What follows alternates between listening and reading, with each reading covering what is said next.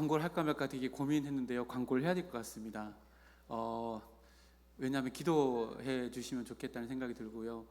원로 목사님이 주중에 발가락이 골절되셨습니다. 그래서 원래 다음 주에 우리 설립 기념 주일날 오셔서 말씀 전하기로 하셨는데요. 아마 지금 실시간으로 보고 계실 텐데요. 월요일날 수술을 하신다고 합니다. 그래서 목사님 알리지 말았으면 좋겠다 말씀하셨는데 알리지 않는 게 아닌 것 같습니다. 그래서 함께 기도해 주시고요. 내일 수술 잘 될 수 있도록 꼭 기도해 주시고, 또 전화번호 다 아시니까 문자로, 전화 너무 많이 하면은 또 방해될 수 있으니까요. 문자로 기도하겠다고 또 이렇게 해주시면 감사하겠습니다. 네, 함께 기도하겠습니다. 찬양 받으시 합당하신 아버지 하나님, 우리의 삶의 모든 것이 찬양의 제목임을 고백합니다. 이 땅에 낮아지신 예수님을 찬양하신 임마누엘 찬양대의 아름다운 찬양을 주님께서 받아주신 줄 믿사오니, 우리들의 삶도 주님께서 낮아지신 것처럼 가장 낮은 자의 자리에서 주님을 높여드리는 삶을 살아갈 수 있도록 인도하여 주시옵소서. 하나님, 지난 주간 동안 당회원들이 필리핀 선교지를 탐방하며 하나님의 역사하심과 하나님의 비전을 보고 느끼며 마음에 품게 하심을 감사합니다. 선교사님과의 더욱 친밀한 동역이 있을 수 있도록 그곳에 세우신 임마누엘 교회가 날로 더욱더 든든히 세워지게 하여 주시옵고, 그곳에 잃어버린 하나님의 백성들이 주님께로 돌아오는 사도행전의 놀라운 역사가 우리 교회를 통해서 이루어질 수 있도록 저희들을 사용하여 주시옵소서. 하나님, 원로 목사님 원치 않는 사고로 발가락 골절을 당하였습니다. 하나님, 이후에 일어나는 모든 치료의 과정 가운데 주님께서 함께해 주시사 이전보다 더 강건할 수 있도록 도와주시옵고, 남은 모든 여생 가운데 하나님께서 주시는 사명들을 넉넉히 감당해낼 뿐만 아니라 모든 이들에게 존경받고 또한 인정받는 우리 목사님 되어질 수 있도록 은혜 더하여 주시옵소서. 하나님, 이제 저희들 말씀 앞에 세워주심을 감사드립니다. 말씀이 이끄는 대로 우리의 마음과 우리의 생각을 함께하여 주시옵고, 하나님께서 들려주시는 하나님의 음성 안에서 우리의 영혼의 풍성한 꼴을 얻는 시간 되도록 인도하여 주시옵소서. 부족한 정을 세우셨습니다. 입술을 주장하여 주시사 마땅히 하나님의 말씀만이 드러나는 시간으로 함께하여 주시옵소서. 모든 것 감사드리며 거룩하신 우리 구주 예수님의 이름으로 기도드립니다. 아멘. 오늘 말씀의 제목이 앞에 화면에 있습니다. 우리 함께 읽고 말씀 나누겠습니다. 시작. 민들레 홀씨같이 라는 제목으로 함께 말씀 나누겠습니다. 우리 옆에 있는 분들 세 분 이상 이렇게 축복하겠습니다. 오늘도 여전히 빛나십니다 라고 축복합니다. 오늘도 여전히 빛나십니다. 오늘도 여전히 빛나십니다. 오늘도 여전히 빛나십니다. 아멘. 우리가 빛나는 이유는요, 화장을 많이 해서도 아닙니다. 영양제를 많이 발라서도 아니라요, 우리 마음 가운데 부활의 빛이 있기 때문입니다. 그 부활의 빛이 오늘도 나를 비추고 내 삶을 비추고 내 주변을 비추어서 주님 안에서 더 빛나는 인생 살아가는 우리 모두가 되기를 주님의 이름으로 축복합니다. 부활주일이 지난 지 벌써 6번째 주일입니다. 그러나 우리의 부활은요, 과거로 치부되어지는 하나의 역사가 아니라 매 주일 우리가 지켜나가는 이 주일이 예수님의 부활을 기념하는 주일로 매주 반복하여서 이 부활을 경험하는 가운데 있습니다. 매주뿐만이 아닙니다. 우리들의 매일매일의 삶은요, 부활의 그날과 맞닿아 있습니다. 우리가 오늘 내쉬는 들숨과 날숨은 반드시 부활하여서 내실 들숨과 날숨과 연결되어져 있을 겁니다. 그래서 우리들의 들숨과 날숨 가운데 하나님이 부활의 생명을 느낄 수 있도록 우리들에게 믿음을 허락해 주셨습니다. 그래서 우리는 날마다 부활을 경험하며 매일매일의 삶을 살아갑니다. 오늘 또 예배드리는 가운데 그 부활이 정말로 내 것으로 경험되어지는 복된 하루가 되기를 주님의 이름으로 축복합니다. 예수님의 부활과 또 승천의 시점에서 예수님의 공생의 사건을 돌아보면, 예수님은 분명한 목적을 가지고 계셨구나 라고 하는 것을 우리는 알게 되어집니다. 예수님께서 이 땅 가운데 오신 목적이 무엇일까요? 역설적이게도 이 땅 가운데 오신 목적은 떠나기 위해서 오셨습니다. 무슨 말인가 하면요, 요한복음 16장 7절 말씀에 공생의 기간 동안 예수님께서 이렇게 말씀하셨습니다. 그러나 내가 너희에게 실상을 말하노니 내가 떠나가는 것이 너희에게 유익이라.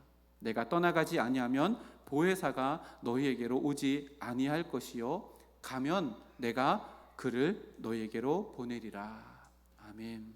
예수님은 떠나기 위해 이곳 가운데 오셨습니다. 그리고 이곳 가운데 다시 오시기 위해서 떠나셨습니다. 그리고 떠나신 것은요, 새로운 방법으로 우리와 함께 하시기 위해서 떠나셨습니다. 오늘 우리가 함께 읽은 사도행전 1장 초반절의 이 말씀은 바로 예수님이 이 땅에서 떠나는 사건, 곧 예수님의 승천의 사건을 기록해 놓고 있습니다. 오늘 함께 이 말씀을 가지고 예수님의 승천의 사건이 의미하는 바가 무엇인가, 또 이 사건을 통해서 우리에게 주시는 메시지는 무엇인가를 살펴보며 부활의 주님을 더욱더 깊이 있게 알아갈 뿐만 아니라 나에게 원하시는 모습, 내가 살아가야 되는 삶의 길이 무엇인지를 함께 나누며 깨닫고 은혜 받는 시간이 되기를 소망합니다. 먼저 오늘 말씀의 상황을 보면요, 3절 말씀에 예수님께서는 부활하신 이후에 한 40일 정도 제자들과 함께 계셨고 여러 번 그들에게 나타나시며 많은 확실한 증거들로 하나님께서 예수님을 살리셨음을, 부활의 증거들을 보여주셨습니다. 그리고 하나님의 나라에 대해서 40일 동안 말씀을 전하셨다라고 기록합니다. 그리고 4절 말씀해 보니까요, 그렇게 떠나가야 할 예수님의 입장에서 제자들이 모였을 때 명령과 약속을 남기시는데요, 4절 말씀에 명령을 하십니다. 예루살렘을 떠나지 말고 내게서 들은 바 아버지께서 약속하신 것을 기다리라. 그리고 약속도 하시는데요, 5절 말씀에 성령으로 세례를 받을 것이다 라고 이렇게 약속하십니다. 예수님은 이 땅을 떠나가시기 마지막까지 예수님 자신의 제자들을 염두해 주시고 약속도 해주시고 명령도 해 주십니다. 그런데요, 이 예수님의 떠나가기 전 마지막 이 약속과 명령에 대한 그 말씀에 대한 맥도, 그 의미도 전혀 깨닫지 못하고 제자들은 엉뚱한 질문을 예수님께 합니다. 6절 말씀입니다. 그들이 모였을 때에 예수께 여쭈어 이르되 주께서 이스라엘 나라를 회복하심이 이때니까. 여기서 여쭈어라고 하는 단어가요, 헬라어 원어에 보면 미완료형입니다. 헬라어는 미완료형으로 쓰여질 때 반복적으로 일어나는 일을 기록할 때 미완료형으로 쓰는데요, 여기서 예수님께 여쭈어 보았다라고 하는 의미는요, 그 원어의 의미를 따지고 보면 제자들이 돌아가면서 반복적으로 예수님께 예수님, 이스라엘이 나라가 회복되는 것이 이때입니까? 라고 해서 계속해서 물어보았다라고 하는 의미를 우리는 알게 되어집니다. 그러니까요, 제자들의 관심은요, 예수님께서 하시는 말에 관심 있는 것이 아니고 예수님께서 우리를 통해 이루어가시고자 하시는 그 길에 관심이 있는 것이 아니라 지금 당장 로마라고 하는 압제 안에서 또 그것을 넘어서는 정치적인 해방에 온통 관심이 있다는 것을 우리는 알게 되어집니다. 제자들의 시선은요, 현재 지금 내가 누릴 수 있는 정치적인 해방, 현재에 머물러 있는 한계를 그대로 드러내고 또 하나님이 원하시는 뜻, 주님께서 바라시는 것이 아니라 자신들이 바라고 원하는 것에 초점이 맞추어져 있다는 것을 이 질문을 통해서 우리는 알게 되어집니다. 그저 자신의 육신의 호기심과 성급함이 담겨져 있는 이 제자들의 질문에 예수님께서 이렇게 대답하십니다. 7절 말씀 우리 함께 읽겠습니다. 이르시되 때와 시기는 아버지께서 자기의 권한에 두셨으니 너희가 알 바가 아니요. 여기 때와 시기라고 하는 단어가 나오는데요, 야, 너희들이 언제라고 나에게 질문하지 언제는 중요하지 않아 라고 대답하시면서 때와 시기를 이야기하는데요, 여기서 때라고 하는 단어는 헬라어로 크로노스라고 하는 단어입니다. 일반적인 시간을 의미합니다. 1초, 2초, 3초가 지나가서 하루, 일주일, 한 달이 지나가는 그 시간을 가리키는 것이 크로노스, 때라고 하는 단어이고요. 시기라고 하는 단어는 헬라어로 카이로스라고 하는 단어인데요, 이것은 일반적인 시간이 아니라 일반적인 시간 안에서 특별한 사건이 일어나는 한 시점을 의미합니다. 풀어서 설명하면요, 크로노스, 일반적인 시간 안에서 이루어지는 하나님의 특별한 사건이 있는 그 시간을 시기라고 하는 이 단어 카이로스가 품고 있는 단어입니다. 다시 말하면 제자들은요, 언제, 시기, 지금 당장 이루어지지 않습니까? 라고 언제 라고 하는 조급함에 대해서 물어보았습니다. 근데 하나님 예수님은요 전혀 다른 대답을 하십니다. 8절 말씀인데요, 함께 읽어보겠습니다. 앞에 화면에 있습니다. 오직 성령이 너희에게 임하시면 너희가 권능을 받고 예루살렘과 온 유대와 사마리아와 땅끝까지 이르러 내 증인이 되리라 하시니라. 아멘. 예수님은 언제라고 물은 제자들의 대답에 지금이다가 아니라 전혀 다른 대답을 하시는데요, 오직 성령이 너희에게 임하시면 너희가 권능을 받고 예루살렘과 온 유대와 사마리아와 땅끝까지 이르러 내 증인이 되리라. 다시 말하면 그 때를 살아가며 지금의 순간을 살아가는 너희들의 정체성이 무엇인가를 말씀해 주십니다. 예수님은 제자들에게 말씀하실 때 이 땅에서 세워질 하나님의 나라는 이 세상의 권력을 한순간에 무력화시키는 세상의 방법이 아니라 성령 하나님을 받은 사람들을 통해서 이루어질 것이고, 강하고 급하게 쿠데타처럼 한순간에 이루어지는 것이 아니라 예루살렘을 시작으로 유대와 사마리아와 땅끝까지 천천히 그렇게 복음의 확장으로 이루어질 것이다 라고 이렇게 이야기합니다. 말씀을 묵상하면서요 이런 생각을 해봤습니다. 예수님의 역사는요 예루살렘에서 곧장 땅끝까지 일어나지 않습니다. 예루살렘을 비롯해서 온 유대, 사마리아, 땅끝이라고 하는 순서가 있다는 것을 알게 됩니다. 예수님의 역사는요 인간의 발걸음에 맞추어서 우리들의 삶 가운데 역사하십니다. 그런데 인간은요 여기에서 예루살렘에서 땅끝까지 한 번에 순식간에 무엇인가 이루어가기를 원하는 모습이 제자들의 이 질문 가운데 숨겨져 있다는 것을 우리는 보게 되어집니다. 필립 얀시가 쓴 책 중에 내가 알지 못했던 예수라고 하는 책이 있습니다. 이 책에 보면요 이 문장, 그리고 이런 예수님께서 이 땅 가운데 오셔서 제자들을 통해서 예루살렘을 비롯해서 서서히 땅끝까지 일어나는 이 복음의 확장을요 이렇게 표현했습니다. 민들레 홀씨 같은 전파려. 그래서 오늘 말씀을요 이 문장에서 따와서 민들레 홀씨 같이 라고 이렇게 말씀의 제목을 기록해 보았습니다. 예수님께서요 참된 생명이 되셔서 이 땅 가운데 오셔서 그 씨앗을 우리에게 나눠주셨습니다. 그리고요 우리도 그 씨앗을 품고 우리의 삶이 활짝 피어나서 우리가 가는 곳곳마다 마치 민들레 홀씨가 바람에 불어서 퍼져나가서 그곳 가운데 또다시 민들레 꽃밭을 만들어 나가는 것처럼 우리도 그런 존재로 부름받았다라고 사도행전 1장 8절이 우리들에게 이야기합니다. 우리는 이처럼 민들레 홀씨처럼 이 세상에 퍼져나가서 부활의 증인으로서의 삶을 살아가며 하나님의 나라를 확장하는 사명을 받은 존재다라고 이렇게 우리들에게 말씀합니다. 그런데요 제자들은 이 당시 그것을 알지 못합니다. 그리고 예수님은 승천하십니다. 9절 말씀입니다. 함께 읽겠습니다. 이 말씀을 마치시고 그들이 보는데 올려져 가시니 구름이 그를 가리어 보이지 않게 하더라. 아멘. 이렇게 예수님은요 제자들이 보는 앞에서 부활하신 후에 40일 동안 계시다가 승천하십니다. 그래서 예수님께서 이 땅 가운데 계시면서 마지막으로 하신 말씀이요 8절 말씀이라면 이 8절 말씀은요 우리들에게 더 큰 의미로 다가와야 합니다. 그렇게 예수님이 세상을 떠났습니다. 예수님은 알고 계셨습니다. 무엇을요? 제자들이 서툴고 부족하고 아직도 자신들의 삶의 정체성, 곧 민들레 홀씨같이 부활의 증인이 되어서 가는 곳곳마다 예루살렘을 시작으로 온 유대와 사마리아와 땅끝까지 예수님을 증거해야 되는 민들레 홀씨 같은 사명을 가지고 있었다는 것을 알지도 못했습니다. 그리고 예수님은요 승천하실 때 알고 계셨습니다. 이 세상에는 여전히 불의가 존재하고 어둠이 들어져 있으며 억울함과 아픔과 슬픔과 고통이 여전히 있어서 황폐한 땅이라는 것을 알고 계셨음에도 불구하고 승천하셨습니다. 예수님은요 승천하시고 난 이후에 어떤 박물관에 보관될 만한 예수님의 어떠한 유물도 남기지 않으셨습니다. 예수께서 남기신 것은 무엇일까요? 단 하나입니다. 모든 면에서 서툴기만 한 제자들을 남기실 뿐이었습니다.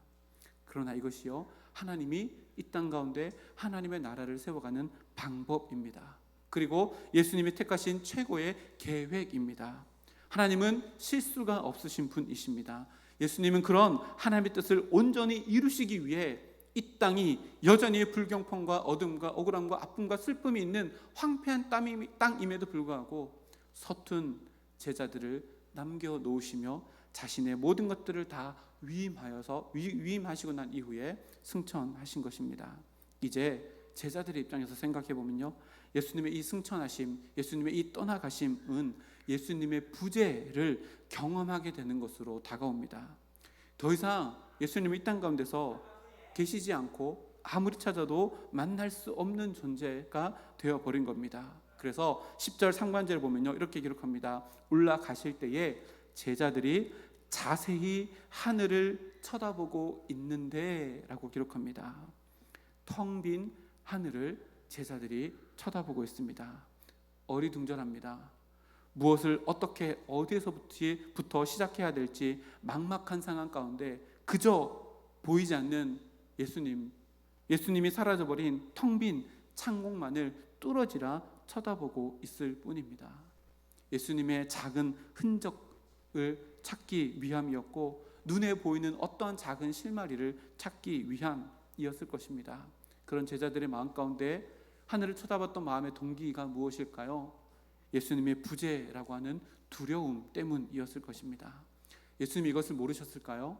아니요. 예수님을 제자들을 너무 잘 알기에 그렇게 두려워하고 어리둥절하고 갈 길을 잃은 목자 양같이 제자들에게 그들을 안심시켜줄 의무를 두 천사에게 부탁하시며 떠나가십니다. 10절 하반절 그리고 11절 말씀에 이렇게 기록합니다.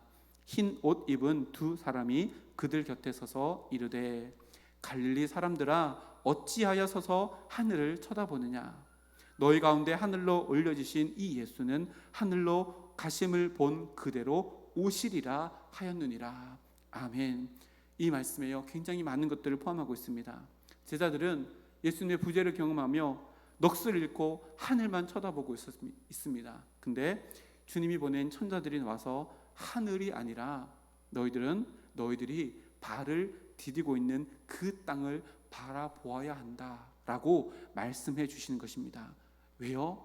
예수님은 하늘로 올려진 그대로 너희들이 지금 발을 딛고 있는 이 땅 가운데 다시 올 것이다 라고 말씀해 주셨기 때문입니다. 그러면 제자들이 밟고 있는 땅은 어떤 의미의 땅일까요? 예수님이 이 땅 가운데 다시 오시는 성취되어지는 땅을 제자들이 딛고 서 있는 것입니다. 그래서 천사들이요, 제자들을 부를 때 제자들아 라고 부르지 아니하고 어떻게 불렀어요? 갈릴리 사람들아, 이 땅에 속한 사람들아. 너희들이 속한 이 땅은 예수님이 다시 오실 의미 있는 땅이며 하나님의 나라가 성취될 땅이니 그 땅을 바라보아야 한다라고 이야기합니다. 마태복음 21장과 마태복음 24장에 보면요, 예수님께서 공생의 기간 동안 마지막 때에 어떤 징조가 있는지 마지막 때에 대한 말씀을 많이 하셨는데요, 그때 보면 마지막 때에 먹고 마시는 일상의 자리에서 너희들이 하나님 예수님을 만나게 될 것이다. 장가들고 시집가는 일상의 자리에서 너희들이 다시 오실 주님을 만나게 될 것이다. 밭에서 일할 때에 여인들이 물맷돌을 돌리고 있을 때에 맷돌질을 할 때에 너희들이 다시 오시는 예수님을 만나게 될 것이다 라고 이야기합니다. 다시 말하면요, 우리가 부활의 소망을 가지고 살아가면서 하늘만 쳐다볼 것이 아니라 다시 오신다 약속하신 그 주님이 이 땅 가운데 오시는 나에게 허락해 주신 나의 삶의 자리, 이 땅을 바라보며 뭘 해야 돼요?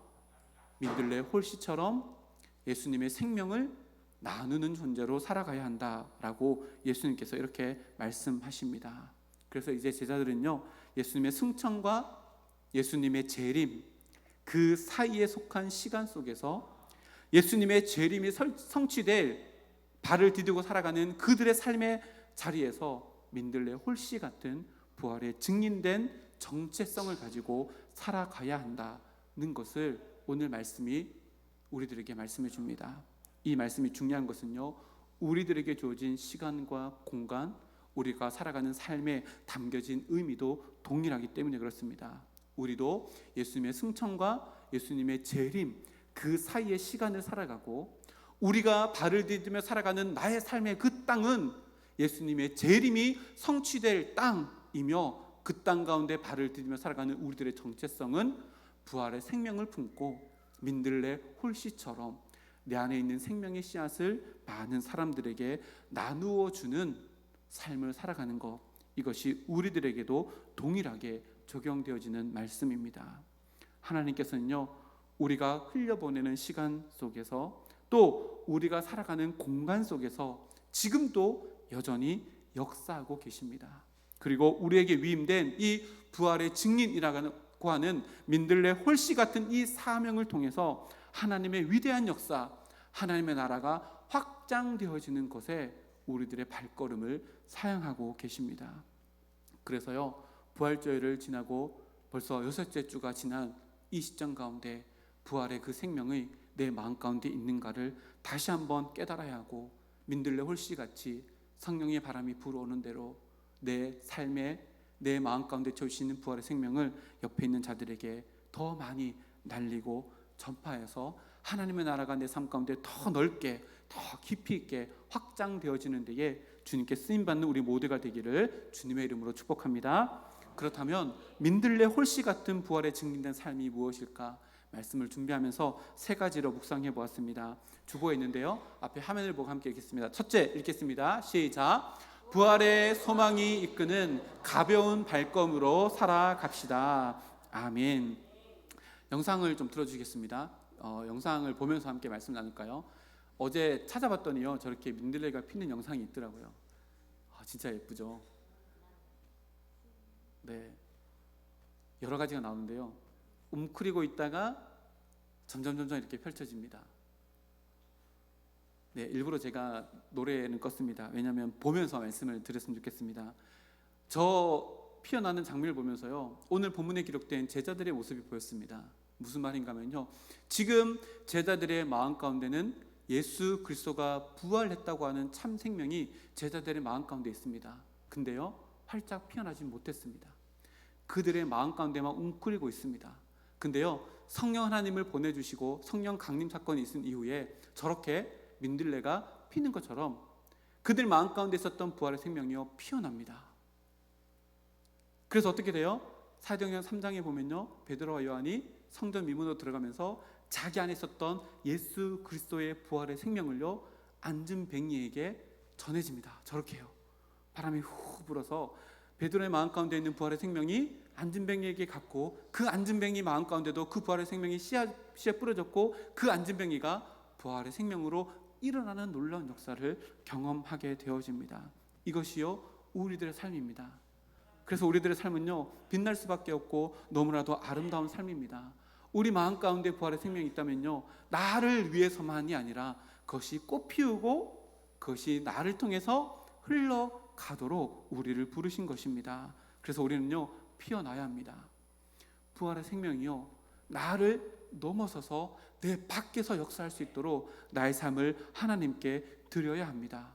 이 모든 삶이요, 스데반 순교 이후에 초대교회 성도님들의 발걸음을 통해서 일어났습니다. 사도행전 8장 4절에 보니까요, 그 흩어진 사람들이 두루 다니며 복음을 전할세.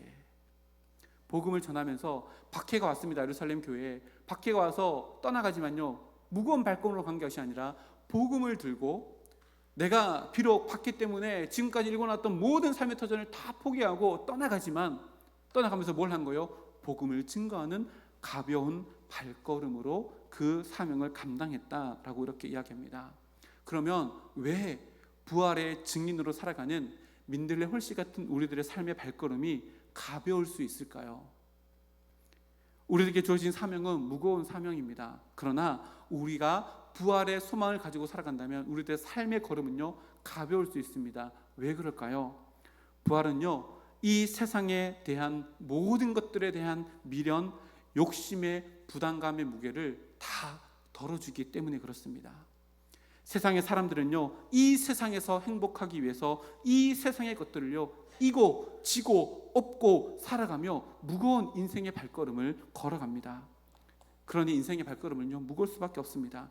그러나 부활의 소망을 가지고 있는 성도의 발걸음은요, 이 세상의 모든 것들은 다 썩어져 없어질 것들이며 우리의 진정한 생명은 부활이며 우리가 진정으로 가야 될 것은 저 천국 하나님의 나라라는 것을 알고 있기 때문에 이 세상의 것에 대한 미련, 그리고 이 세상의 것들에 대한 욕심의 부담감을 다 털어내고 가벼운 발걸음으로 걸어갈 수 있습니다.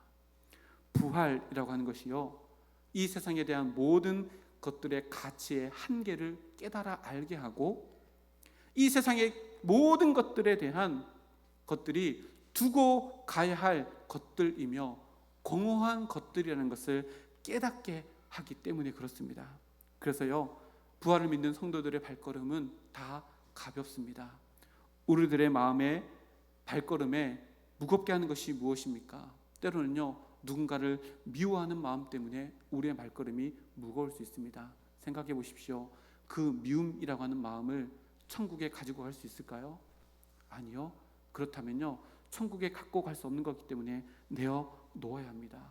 질투, 원망, 불평, 초조함, 두려움, 이 어떤 것들이라도 우리는 하나님 나라에 가지고 갈 수 없습니다. 그러나 이런 것들은요, 우리의 삶의 발걸음을 무겁게 합니다. 그러나 내 마음 가운데 부활의 소망이 있고 믿음이 있다면 이 모든 것들을 다 덜어내고 민들레 홀씨 같은 가벼운 마음으로 살아갈 수 있게 될 것입니다. 이 은혜가 우리 모두에게 있기를 주님의 이름으로 축복합니다. 그리고 또다시요, 이런 삶의 무게도 가벼워질 수 있지만요, 예수님께서 우리에게 주시는 민들레 홀씨 같은 부활의 증인이라고 하는 이 사명의 무게감도 가벼워질 수 있습니다. 왜 그럴까요? 마태복음 11장 30절 말씀에 이렇게 기록합니다. 앞에 있습니다. 함께 읽겠습니다. 이는 내 멍에는 쉽고 내 짐은 가벼움이니라 하시니라. 아멘. 우리에게 주어진 사명이라고 하는 멍에는요, 가벼울 수밖에 없습니다. 왜요? 이스라엘 팔레스타인 지역의 멍에는요, 두 소가 함께 매는 멍에입니다. 다시 말하면 나 혼자 멍에를 딱 쥐어지고 주님께서 뒤에서 뒷짐지고 있는 것이 아니라 주님이 나와 함께 멍에를 지기에 주님이 멍에를 대신 져주시는 그것 때문에 우리의 사명의 무게도 가벼워질 수 있게 되어집니다. 그리고 마태복음 마지막 장 마지막 절에 기록된 말씀 때문에 또한 우리는 우리의 사명을 가볍게 감당할 수 있습니다. 함께 읽겠습니다. 앞에 화면에 있습니다. 내가 너에게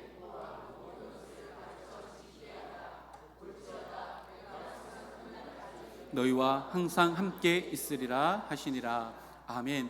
내가 세상 끝날까지 너희와 항상 함께 있으리라. 임마누엘의 은혜는요, 그저 주어지는 것이 아니라 내가 분부한 모든 것을 가르쳐 지키게 하는 사명을 감당하는 자에게 주어지는 하나님의 은혜입니다. 사명을 감당하는 자는 반드시 하나님과 함께하는 임마누엘의 은혜를 경험하기 때문에요, 사명자의 발걸음은요, 무겁지 않고 가볍습니다.